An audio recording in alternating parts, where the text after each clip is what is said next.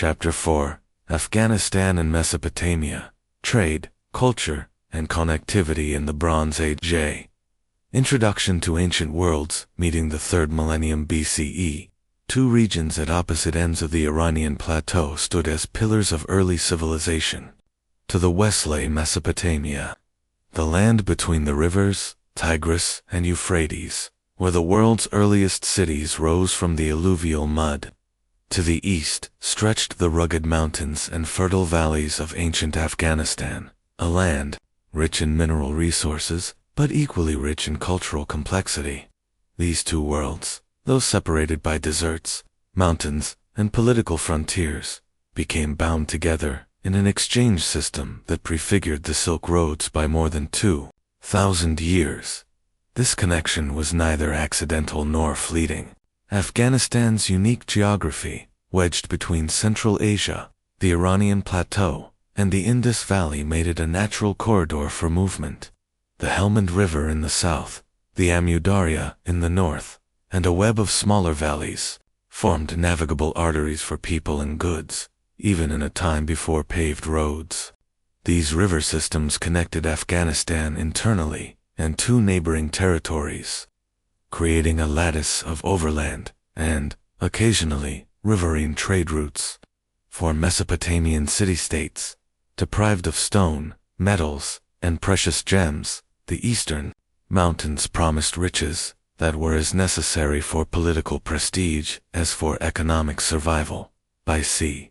3000 to 1500 BCE, this east-west connection was fully active. Caravans laden with precious stones, metals, textiles, and exotic goods moved across the Iranian plateau. Afghan miners extracted lapis lazuli from the high-altitude Sarisang mines in Badakhshan, while craftsmen in Mesopotamia transformed it into the jewelry of queens and the inlays of temple statues. Yet this was not merely a story of commodities.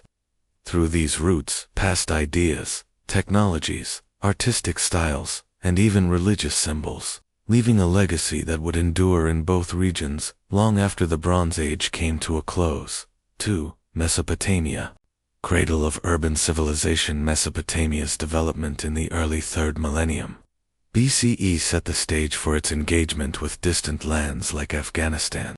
In the south, the Sumerian city-states, Uruk, Ur-Lagash, Eridu, had perfected the art of irrigation agriculture, producing surplus grain that could support non-farming specialists, artisans, priests, scribes, and merchants.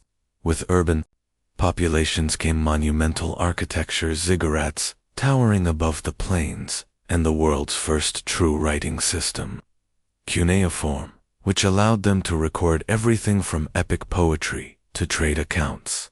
However, Mesopotamia's physical environment imposed severe limitations. There were no local sources of stone for construction, no large deposits of metal ores, and no precious stones to adorn temples or palaces. Every luxury material had to be imported, and even many utilitarian ones, copper, tin for bronze, timber, came from afar. This reality forced the Sumerians to become expert long-distance traders by the mid-3rd millennium BCE. This network extended well beyond Mesopotamia's immediate neighbors. The Akkadian Empire, 233–42154 BCE, founded by Sargon of Akkad, consolidated control over much of Mesopotamia and sought to regulate and secure trade routes to resource-rich territories. Sargon's successors, including Naram-Sin, styled themselves as rulers of the 4 quarters of the world, a phrase that implied control or influence over lands as far east as Maluha, the mysterious name in Akkadian records for a distant land of exotic goods. Whether through direct contact or through intermediaries, these rulers aimed to ensure that lapis, metals, and other luxury goods flowed steadily into their cities.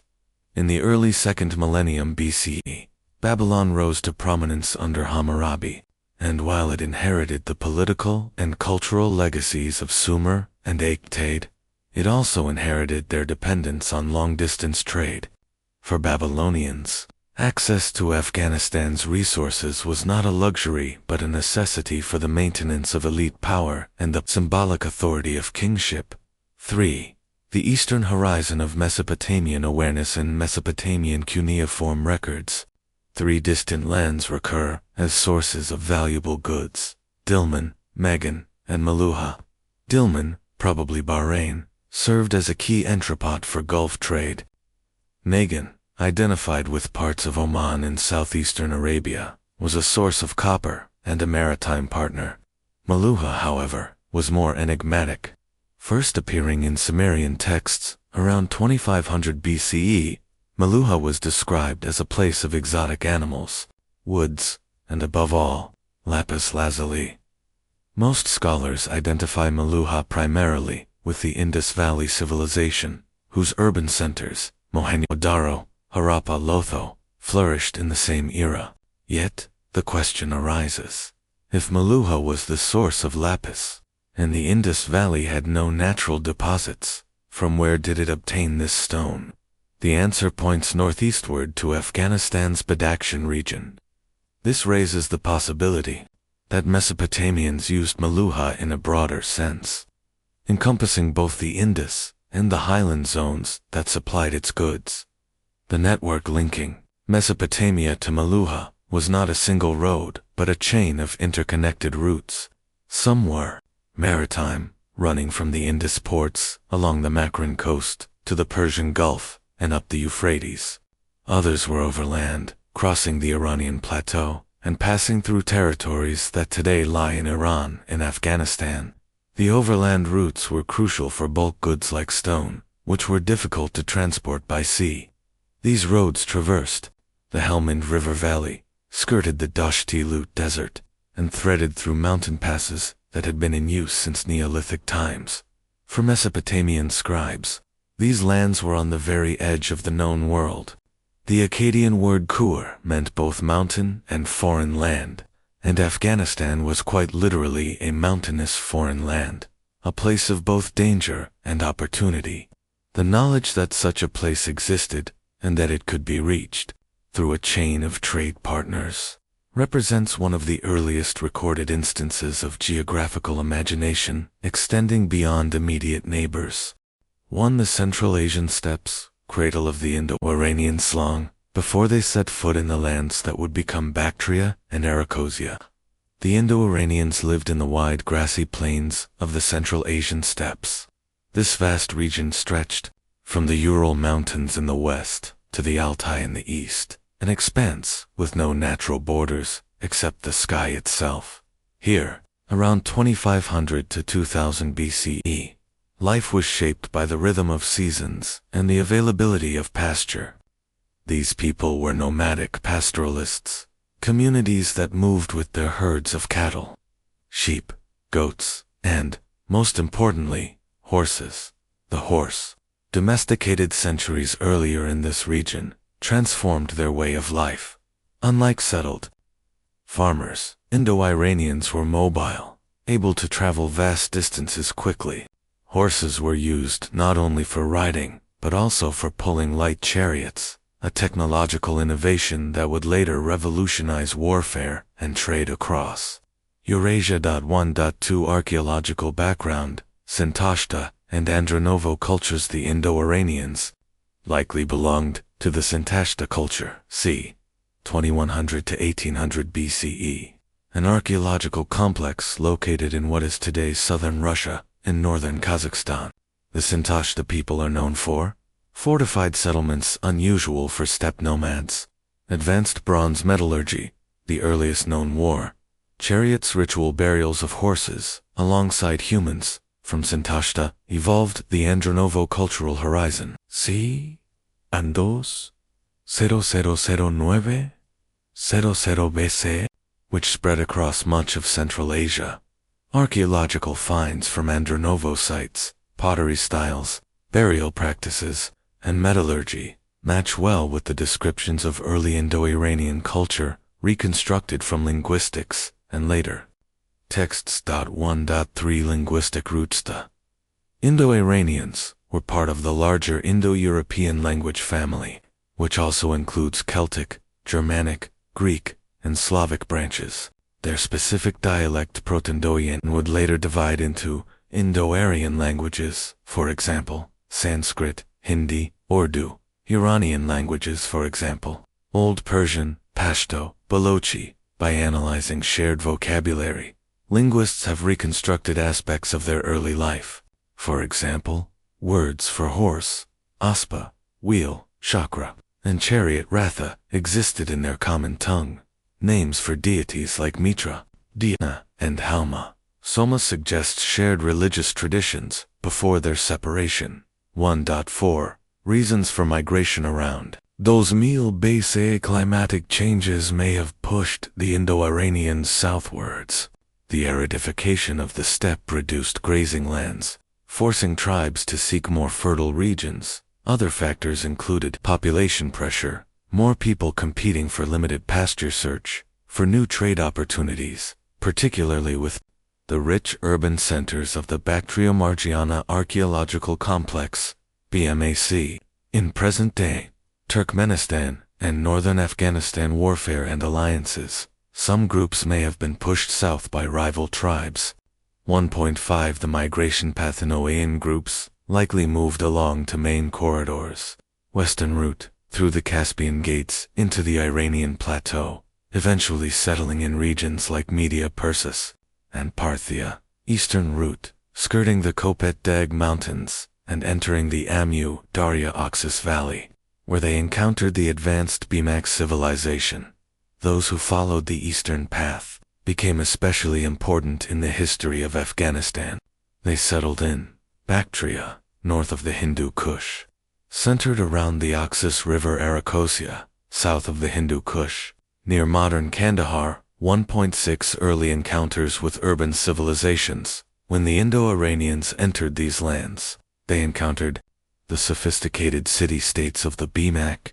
These urban centers had monumental architecture, Erishan-based agriculture, elaborate craft production, gold, lapis lazuli, ceramics. The encounter was transformative for both sides.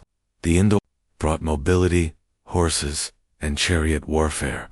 The BMAC people offered urban skills, agricultural knowledge, and new religious symbols. This fusion of nomadic and urban traditions laid the cultural foundation for later empires in the region. 1. The spiritual world of the steppe religion. For the Indo-Iranians was not confined to temples or sacred texts. It was woven into the rhythm of their nomadic life, surrounded by endless skies and vast plains. They developed a world view where nature itself was divine. The sky was the roof of the universe, the sun a blazing eye of justice, and the fire a sacred messenger between humans and gods. These beliefs were passed down orally in hymns, chants, and epic poetry, which much later found their written forms in the Rig Veda for the Indo-Aryans, in India the Avesta for the Iranians. Both collections preserve traces of the same original religion, showing that before they separated, Indo-Iranians shared a common pantheon, rituals, and moral codes. 2.2 The sky gods and natural forces. The Indo-Iranians honored multiple deities, each representing an aspect of life and nature. Among the most important were Mitra, the god of covenants, light, and truth. Mithra watched over agreements and punished oath-breakers. In later Iranian religion, Mithra became a central figure, linked with the sun, Varuna, a guardian of cosmic order, Arda in Avestan, Tta in Sanskrit. He oversaw the moral law that governed both gods and humans. Indra, a warrior god, wielder of the thunderbolt, associated more strongly with the Indo-Aryan branch, but likely shared in early traditions. Halma, Soma, not a god in the human sense, but a sacred plant and its divine spirit, consumed as a drink during religious rituals for vitality and inspiration. Fire Atar in Avestan, Agni in Sanskrit, was central to their worship. Fire was pure, unchanging, and a visible link between heaven and earth, a concept that would later become a cornerstone of Zoroastrianism. 2.3 The sacred drink, halma somath, the ritual of preparing and drinking halma in Iranian tradition, or soma in Indian tradition, was one of the most sacred acts of worship. The drink was believed to strengthen warriors before battle, grant wisdom and divine insight to priests, purify the soul. Its preparation was elaborate. The plant was crushed between stones. The juice was mixed with water and sometimes milk. Prayers and hymns were recited to invite divine blessing. The drink was offered to the gods and shared among participants. Scholars still debate the identity of the plant. Candidates include ephedra, rhubarb, or even hallucinogenic species. But its symbolic meaning was clear: a gift from the gods to renew life. 2.4 Concepts of order and Kassandoian religion was deeply moral. Life was seen as a struggle between truth and order, arta tta, lies and chaos, druj. This cosmic duality was not only about gods fighting demons, it was reflected in human actions. Keeping promises, speaking truth, and performing proper rituals kept the world in harmony. Breaking these laws invited disorder. This ethical framework would later be fully developed in Zoroastrianism, where the world was understood as a battleground between Ahura Mazda, the wise lord, and Angra Mainyu, the hostile spirit. 2.5 Priests, rituals, and oral tradition. Religious specialists, priests, and poets were crucial to preserving tradition. Known as Athrivans, in Iranian Hatters, in Indo-Aryan Sanskrit, these priests memorized hundreds of hymns and chants, often reciting them in complex meters. They conducted seasonal festivals tied to solstices and equinoxes, sacrifices of cattle, horses, and sheep, covenant ceremonies, sealed by oaths to Mithra. Indo-Iranians did not yet have writing systems. Their entire spiritual heritage was oral, passed from master to apprentice for generations, shaping the later sacred literature of both India and Iran. 2.6 Influence on later religions. When the Indo-Iranians split into the Indo-Aryan and Iranian branches, their shared religion evolved in two different directions. Indo-Aryan traditions in South Asia gave rise to early Vedic religion, which became the foundation of Hinduism. Iranian traditions developed into Zoroastrianism, which influenced Judaism, Christianity, and Islam through ideas of heaven, hell, resurrection, and final judgment.